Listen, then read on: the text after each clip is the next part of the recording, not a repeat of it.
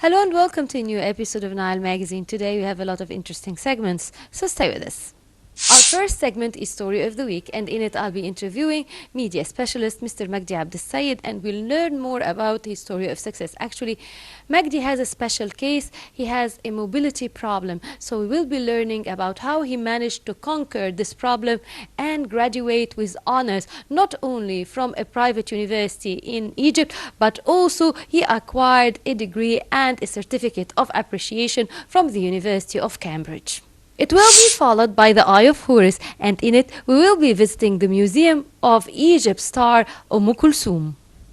As for the science page, in it Dr. Abu Futuh Abdullah will talk to us about the benefits of the moringa plant. Actually, it's a plant with high medicinal value. Finally, in the culture review, we will be attending the pageant in which they chose the Egyptian candidate for the Miss Arab World competition.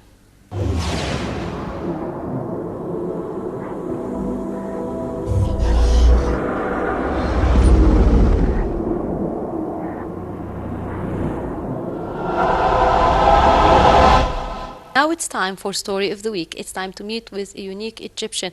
He's Magdi Abdel. Actually, Magdi, he's now a graduate student, but actually his uniqueness is that he managed to defy his special needs and his mobility, disability or problem to be able to acquire the first undergraduate degree from a private university, as well as a certificate of appreciation and the best student with special needs from the Cambridge University.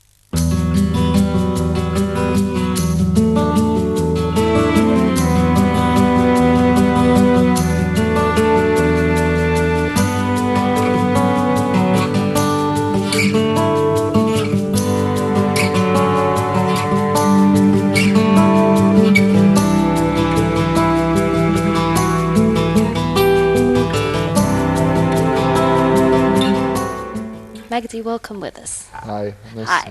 Nice to be with you. Now, Magdi, first of all, I'd like you to talk to me about your hardship in moving. Would you talk to me about when did it start? I was born with a disability called cerebral palsy. Cerebral palsy in its most common form affects cognition and physical ability, but in my case I was born with a physical disability, and I do not let it interfere in anything in my life at all. So. Now, as a student, would you talk to me about your student life at school? The issue of schools was a bit challenging because schools said that they didn't have the facilities to accommodate my disability. And then there was a specific private school that accepted me regardless of my disability, and I would stay there for 10 years. Mm-hmm. These 10 years I learned a lot about the academic field, how to study, how to concentrate in class, and especially I learned a very important tool. I had a very high class or good education, so that was a very powerful tool for me. Yeah. Now, would you talk to me about your friends? Did you make a lot of friends at school? I made a lot of friends in the transition phase of school because I didn't stay in the private school for long. I switched schools afterwards. Mm-hmm. In the public school, I stayed for 2 years, but that was the beginning of me socializing and making friends and all that. Because in the beginning, the private school that I was in, it was mainly academic. Mm-hmm. We did not really have time to socialize. We had a lot of exams, a lot of commitments, a lot of things to do, so we didn't really have time to socialize. But in the other school, socializing was the key point. I made a lot of friends. I started making connections already from the school stage, so I expanded my social circle basically. Now, your evaluation of the schools in Egypt, are they equipped for individuals with special needs? And your case is mild. There are other cases which could be or are severe. So your evaluation of the conditions of the schools in Egypt? The schools in Egypt, generally, they don't have the facilities to accommodate people with special needs. Because there are different types of special needs. You have the visually impaired, you have the hard of hearing, you have the physically impaired, you have many different kinds of disabilities, and these disabilities, because there's no awareness of these kind of disabilities in Egypt, there is no integration of these people in our Egyptian society, which is a big problem, because, for example, the visually impaired need the braille, for their education purposes, and some of the education systems don't even have the braille system to start with. So that's a big problem. Yes, another question I'd like to ask you about is sports, because I heard from you before the interview that actually you're into sports. So would you talk to me about that? I like swimming. In the beginning, it was a challenge, but my parents are the type of parents, we're going to leave our son to go into the swimming pool and see what he does. So they left in the swimming pool, and I was actually pretty good at it. I started swimming, and I started taking it up as a hobby. I like to swim, especially in the summer when it's really hot, and I also like to horseback ride.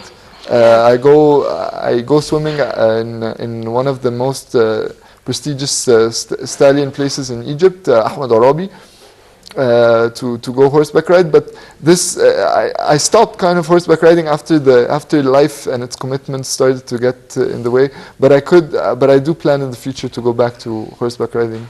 How many brothers and sisters do you have? I have a brother and a sister. Now, to what extent are they supportive to you? They're very supportive. I believe that without their support and always being there when I need them, I would not be the person who I am today. And besides family, of course, I always had friends, and I always had the surrounding environment around me was always a pushing surrounding environment. It was an environment that told me, yes, you can and you will. So that's a big reason of who I am today, or the reason of who I am today. Now, what about your university studies? Actually, you're a graduate now, so would you talk to me about your choice of major first? My choice of major, mass communication, came for a variety of reasons. It started that I wanted to study broadcasting, because I had an internship at Nile FM in 2008. So that internship expanded my love for music. So music actually encompasses 90% of my life. So I wanted to use music at first to make people happy. I wanted to go on the airwaves, Nile FM, and make people listen to the tracks that they wanted to listen to.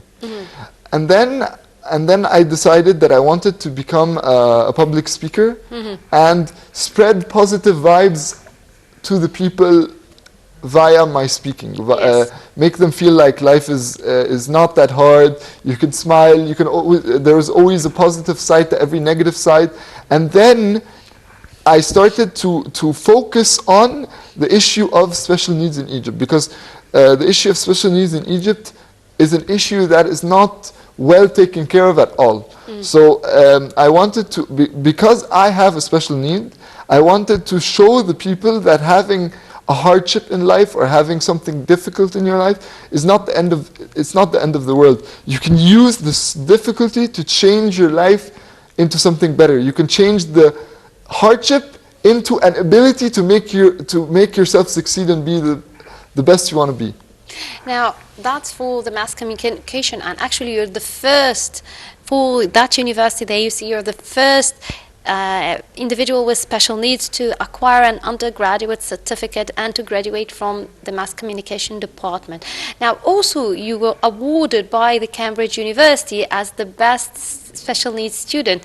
So would you talk to me about that? How did it come? What happened? Was it a competition? The award titled accurately is the Egyptian student who overcame the most to achieve his goals. This award made me see life differently. How did the award come? Basically, I was in I was in the private school, and that school, after just before I decided to leave the school, the principal told me that Cambridge University is having a ceremony as awarding students of excellence in different categories, like excellence in chemistry, excellence in physics, biology, and all that. But my award was different in its nature. It had to do with my hardship.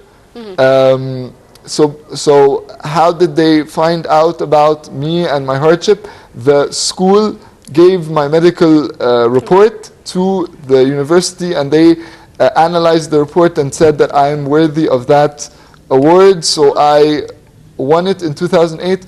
That award made me, as I mentioned, see life completely different. It made me want to help people that are of a similar or worse situation than mine. Yeah. It made me want to show them, as I mentioned, that life does not end with your hardship, that you can use your hardship to make things better in your life as a whole. Now, right now, you're currently working in a petroleum company, isn't it true? Now, would you talk to me about your choice of the job? Basically, the job did not really come as a choice. You know, here in Egypt, how if you have good connections, you get put in a position that's not generally you're choosing, but at the end, it's because of your qualifications, you get put in a position that's prestigious without you even knowing that you were put in such a position. Basically, I put my CV out to many places, and this was the thing that came thanks to a recruiter of a friend of mine.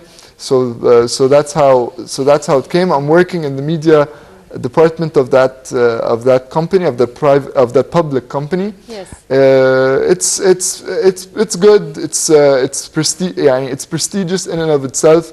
But this is only a step towards something bigger that I plan to do in the future. I plan to be a worldly known public speaker and spread my message of that you can use your hardship to achieve anything you want to achieve if you put your mind to it. So this is just a step, and hopefully it will lead to my future dream. Actually, you've just recently managed to do your first speech, so would you talk to us about that? I've done a lot of speeches in the past. I've done speeches at the American University in Cairo. I've done in Cairo University. I've done in a lot of the in another private school. There's a lot of places that I've done speeches. But you told me this was unique. Why? There was a speech, and then recently, the peak of my public speaking came when I was part of TEDx Alexandria. TEDx is a platform for actually public people that do public speaking. Okay. So, as I said, I want to become a worldly known public speaker. So I'm gonna use TEDx to link me to places outside of Egypt, to start speaking outside of Egypt and spreading my message across the world, hopefully. Wow. That's quite a big dream, and I hope it all comes true. Now, throughout your studying and let's say as a student and your life so far, what were the challenges you had really to meet? Of course, I know that there are so many challenges, but the most challenging issue that you had to deal with? I do not consider that I really had a challenge in of itself. I consider that I had so much positive support from the people around me, my family and friends, and just all my surrounding area, that I do not even consider a real challenge. Like the actual real challenge came only in the school phase, when schools didn't. It was difficult for schools to accommodate me, because they based my disability on something mental and not physical. And also doctors, believe it or not, doctors themselves said that I wouldn't be able to read, write, or speak. So they stereotyped. So basically, yes, it was a problem of stereotype. And but then when I went into the private school that I was part of, everything changed. Like, people started to look, oh my God, he can make it through school, and then I made it through university. So the main challenge, the main obstacle was the school getting into school. All right. Now, apart from any physical challenges, were there a certain dream that was challenging for you in general? Like, it was hard to achieve, you had to work a lot to maintain? Where I'm standing now actually was challenging in and of itself, because education in general is challenging. You have to do your assignments, you have to make sure that things are on time. but again, it all goes back to the support system I had. I had a very strong support system that did not make me feel like what I was doing was a real challenge. It made me feel like, no, I'm just like everybody else. I can do my assignments just like everybody else. I can make my own food. I can be up to a huge percentage able to cope with life's challenges on my own, like 90% independent, as they say. Yeah. Now, who's your role model? My role model, actually, since I started in the public speaking realm, and this is my biggest dream, actually. My role model would be Nick Vujicic, if you heard his story. No, would you tell us why he's your role model? Nick Vujicic is a motivational speaker, which is what I want to become. But he's a motivational speaker that's very blessed because he has no arms and no legs, and he can still manage to do everything on his own. He cooks on his own. He has showers on his own. He's actually married and he has 2 kids. Wow. So it shows you that the sky's the limit when you have a hardship.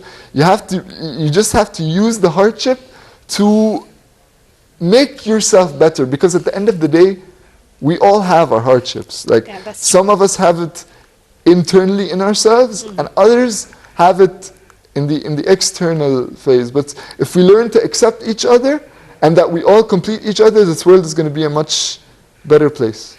Would you talk to me about your dreams? What are your dreams? My dreams is to see this country accept people, and accept people on all levels. It doesn't have to be relating to special needs in specific. We have a problem that we don't accept difference in Egypt. Yeah. We have a problem that if somebody looks different or talks different or acts different, automatically this person is weird, which is not the case. These differences add to our culture and make us more rich in what we have to say and what we do and all that. So the issue is acceptance, and the issue is that we all, at the end of the day, complete each other in this world to make a better Egypt and a better world as a whole. Now, you were awarded many awards. Which is the closest to your heart and the one you liked the most? The award that really, as I mentioned before, changed a lot in me is the award of the Special Needs Award that I won. Yeah.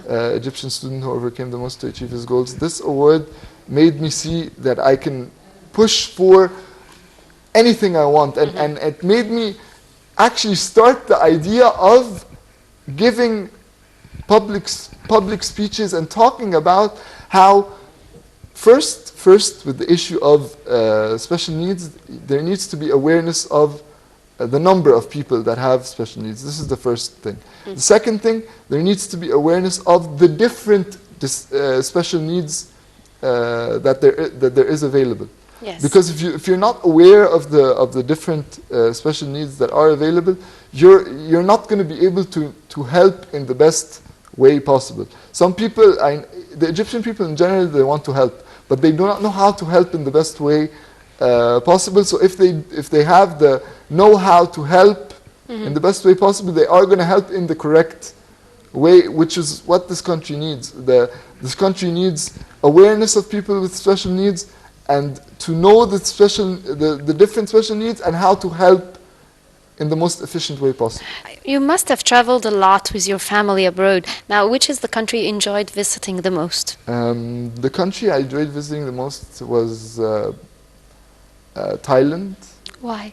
Because the Thai culture is very diverse.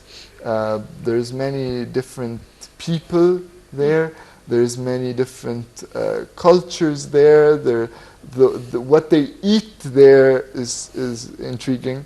They eat cockroaches just for the record.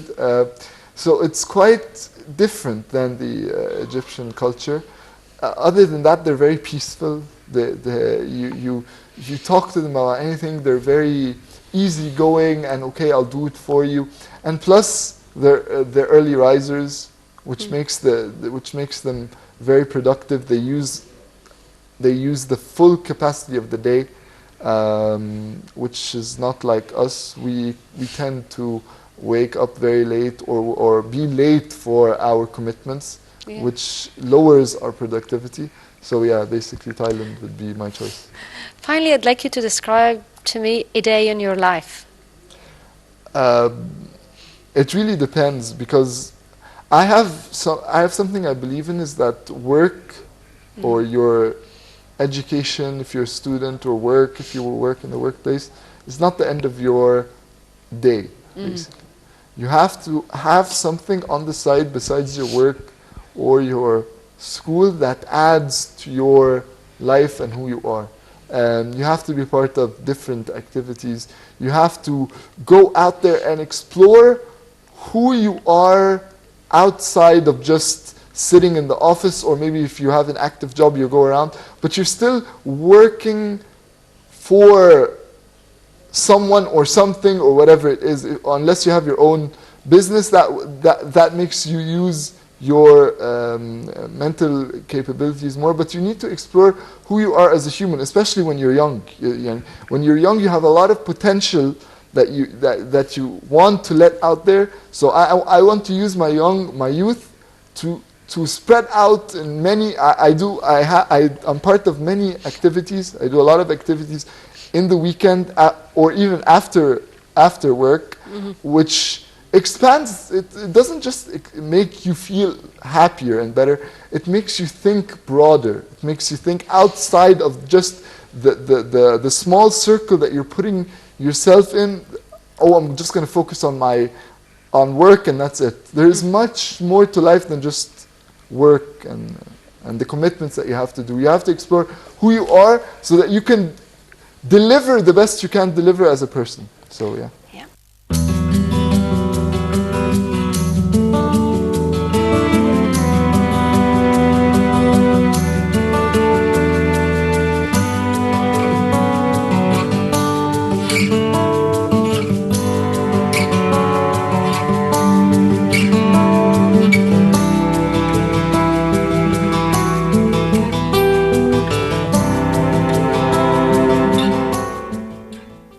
Media specialist Mr. Magdi Abdessaid, thank you very much for this interview. You're welcome. It's a pleasure being with you. It's a pleasure.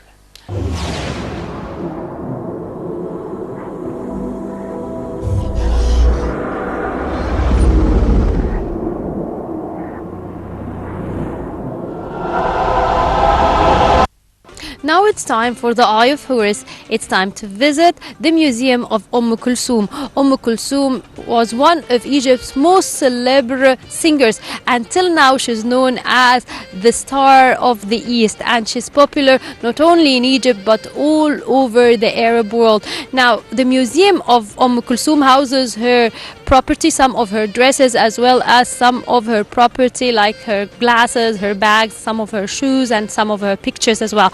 And now let's look at it. Actually, this museum is located in El Manial area, and it was inaugurated in 2001.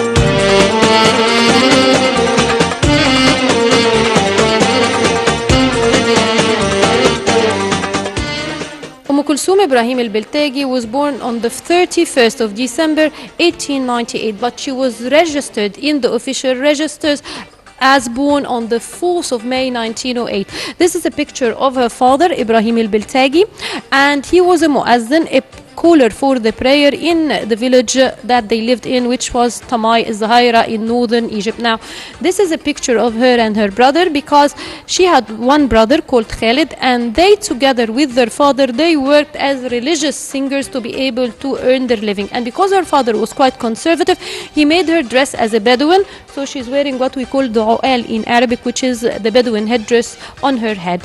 Actually, her real breakthrough was when she met singer and and poet Abu Layla Muhammad, who taught her how to properly sing. That was in 1916, and later on he and Zakaria Ahmed took her to Cairo, and that was her breakthrough in the early 1920s.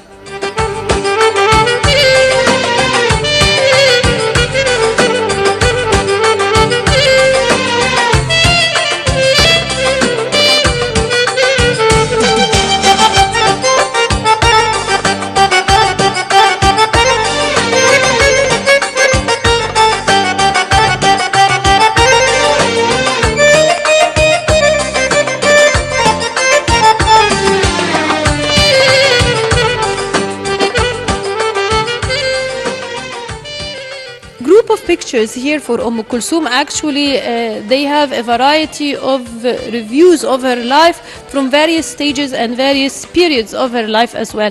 Well, as mentioned before, she used to wear, Kulthum used to wear the Bedouin outfit, and it was only in 1925 that she took it off and she started wearing a turban on her head. Because she came from a conservative family, it was quite hard for her to let go of the headdress.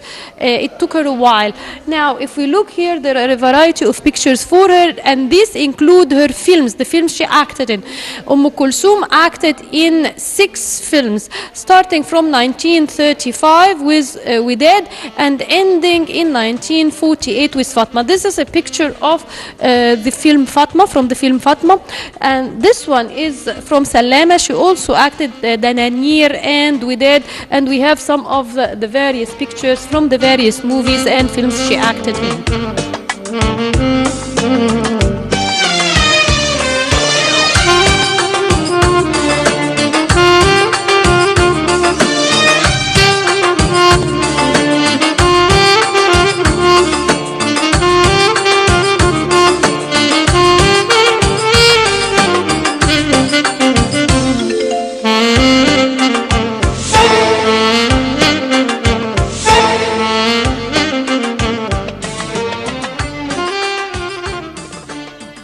Kulthum came to Cairo in the 1920s. In 1923, her first concert was held at Al Azbakiya Garden, and on that night she met with poet Ahmad Rami. Then the next year, in 1924, she met with Al Qasabgi. After that, in 1935, she met with Riyad As-Sumbati. In 1934, she sang at the inauguration ceremony of the radio station, the Egyptian radio station. She established her troupe in 1926. So here we can see her with Riyad As-Sumbati. We can see her in some of the various activities and concerts she attended, including also here we can see her also with some of the Free Officers movement. And this picture is in the 1950s.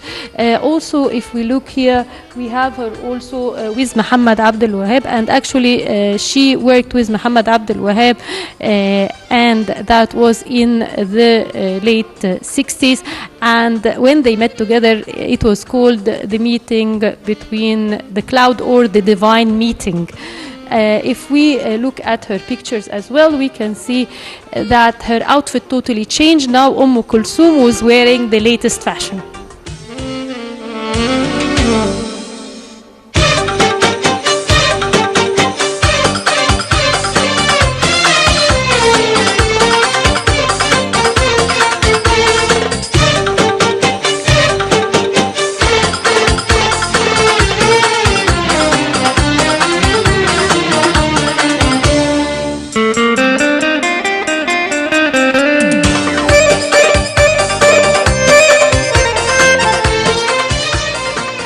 As mentioned earlier, Kulthum started working with Sumbati in 1935, and she continued working with him throughout the 1940s. But then the 1950s, that was a turning point for Kulthum and the genre of songs she performed, because that was when the 1952 revolution took place, and she started singing patriotic songs like Inshudat Al Gala, and many other songs as well. She also was known that period for some of her spiritual singing from her film اربع العدوية. Now if we look here we'll find some of her pictures, and the most dominant one is her with here Badi'a Masabni. Also we have her abroad as well as with Abdul Wahab, and as mentioned earlier it was considered a divine meeting. It was called لقاء السحاب, or meeting in the clouds. We can see also here pictures of her concert which took place on the last Thursday of the month starting from 1935, and everybody used to sit by the radio just to listen to Kulthum, and she was known as Sit, meaning the lady.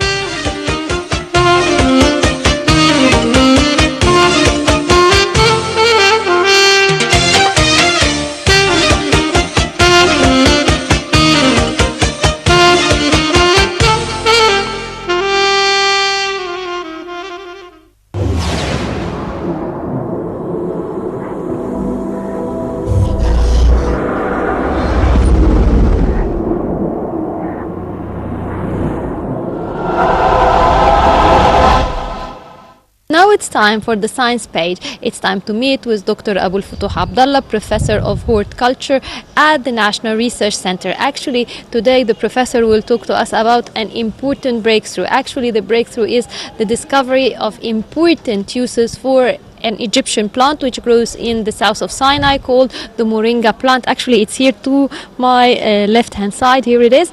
And this plant is beautiful because actually it has so many benefits. So now let's learn more about the benefits of the moringa plant.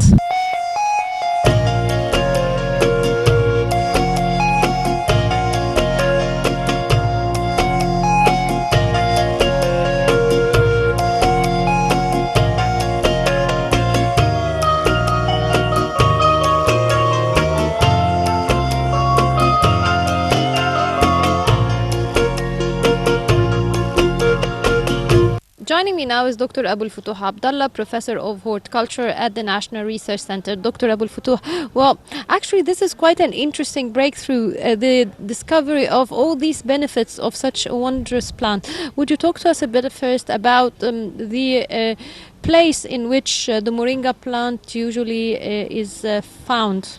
This plant is actually in Sinai start 3,000 years of now, and the ancient Egyptian use it for a lot of things, like as a medicine and for food and for mummies, and these days the whole world is start to use it as as a food and as a medicine. And we start in National Research Center work with this plant in 2010. I start to do some such society for moringa, scientific Egyptian Scientific Society, and now we have in National Research Center in our farm we plant this tree. As I said, it is a multi-uses plant. We can use it as a foliage for the animal feeds to like alfalfa. We can plant it and have 3 or 4 cutted at the year and give us a yield, a big yield, more than alfalfa, about 5 folder. And we can use it as a feeder or as a medicine because it has a lot of values, good values of our foods, like vitamin C. It has about 7 times as orange of vitamin C, and on vitamin A it has about 4 times or 4 folder like carrots, and it has a lot of other vitamins and minerals like calcium. It has about 4 folder like milk, and it has also potassium 3 times like a banana, and this is for the memory. And also it has the mineral zinc. It causes a good health for us. and protect us from a lot of diseases for children and for youth and for the old ages, and it has a lot of benefit also. We can use it as a feeder for honeybee to produce a good kind of honey.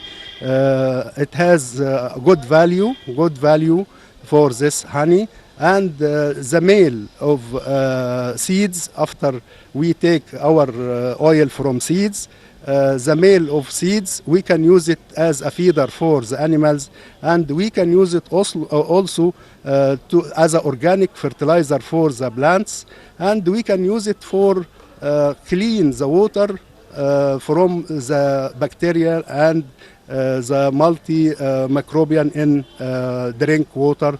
We can use also as a filter for drink water the meal of seeds after we take the oil from moringa.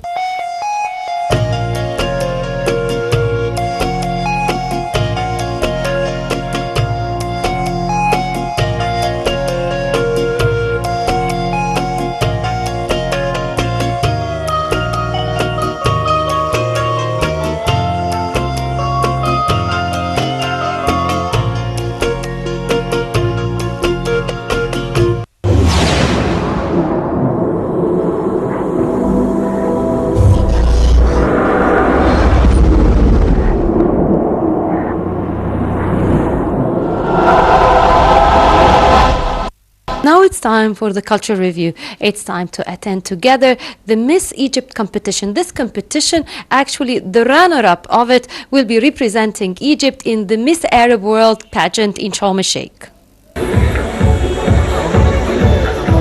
The Miss Egypt beauty pageant was held recently in Cairo.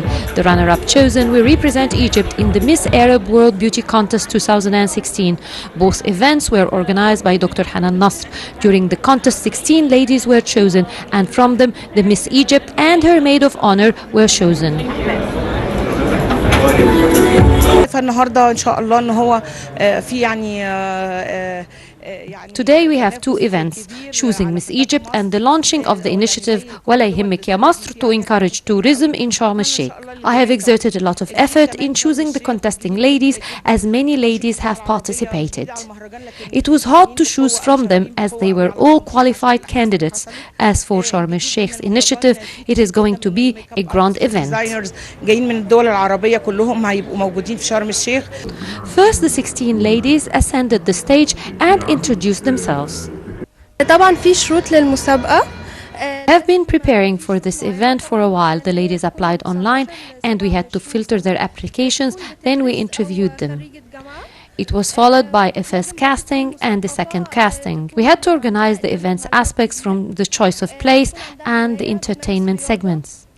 The contestants have to be between the age of 19 and 27. They have to be educated, intellect, and into sports.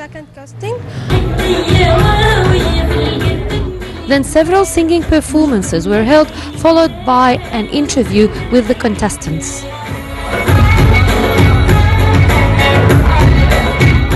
أول مرة في مسابقات جمال العرب من 9 سنوات. For the first time, we considered the psychological aspect of the contestants. So we had to measure the psychological stability and intelligence of them.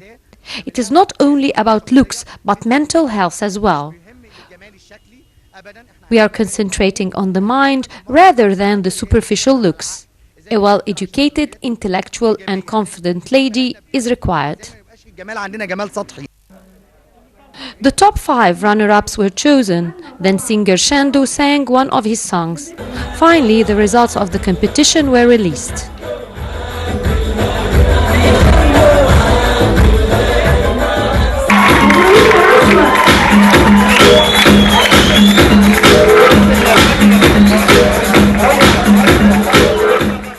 Kira won the Miss Egypt title, while Nashwa Ahmed became the maid of honor.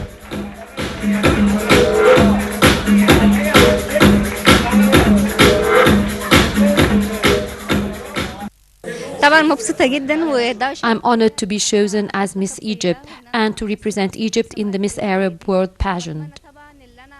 I did not expect to win it, It was a beautiful surprise. For me, Miss Egypt has to have many qualities, including high education and beauty. I applied online, then I had to face several interviews. If I won the Miss Arab title, I will start an initiative to ameliorate the image of Egypt abroad and to encourage tourism in Egypt.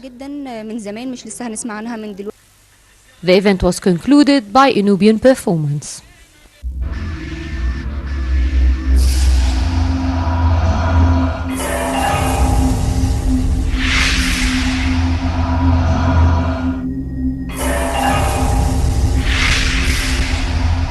By this, we come to an end of this episode of Nile Magazine. Until we meet again, it's goodbye.